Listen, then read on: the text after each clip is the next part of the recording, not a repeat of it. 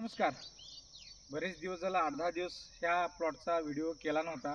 Recover मारल्यानंतर आज योगायोगानं शेंगा काढण्याचं मुहूर्त साधले. कारण ऊन पण भरपूर आहे आणि जवळजवळ 100 दिवसात शेंगाला पूर्ण झाल्यात. शेंगा सर्वसाधारण ह्या पद्धतीने आहेत. एका सरासरी एका झाडाला 10-15 10-15 10-15 आणि ऊसाची ग्रोथ पण चांगली आहे. शेंगा पण चांगल्या पद्धतीनं उतरल्यात. आता ऊसाचे फुटवे पण चांगले आहेत. 1 2 3 4 5 1 2 3 4 5 सरासरी ऊसाची हाईट पण ह्या पद्धतीने असं चांगली झालेली आहे. आज म्हणजे येत्या 17 तारखेला 3 महिने पूर्ण होणार.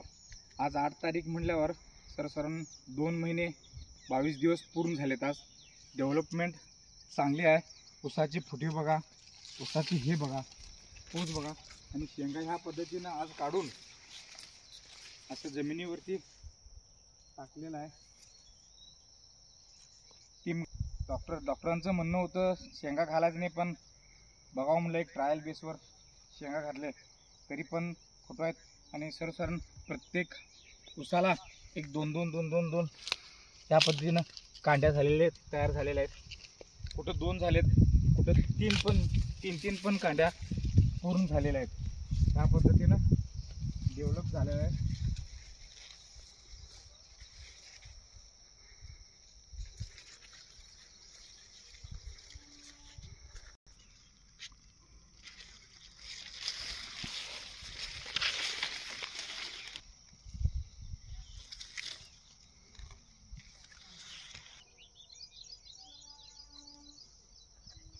ऊसाची सर्वसाधारण उंची म्हणा, फुटवे म्हणा, एकूण 5,600 रुपये पडल्यात.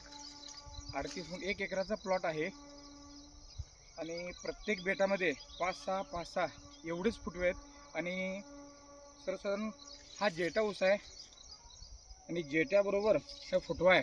तो पण त्यात अंतरभर जेट्यात आणि फुटव्यामध्ये सर्वसाधारण 1.5 फुटाचंच अंतर आहे. जेटा काय काढलेला नाही आहे. काही ठिकाणी असं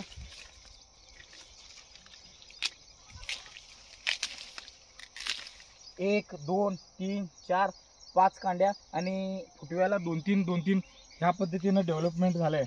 त्याला गन्ना मास्टरचे 2 आळवणी, 3 फवारणी, 1 मास्टर रिकवरचा स्प्रे दिला आहे.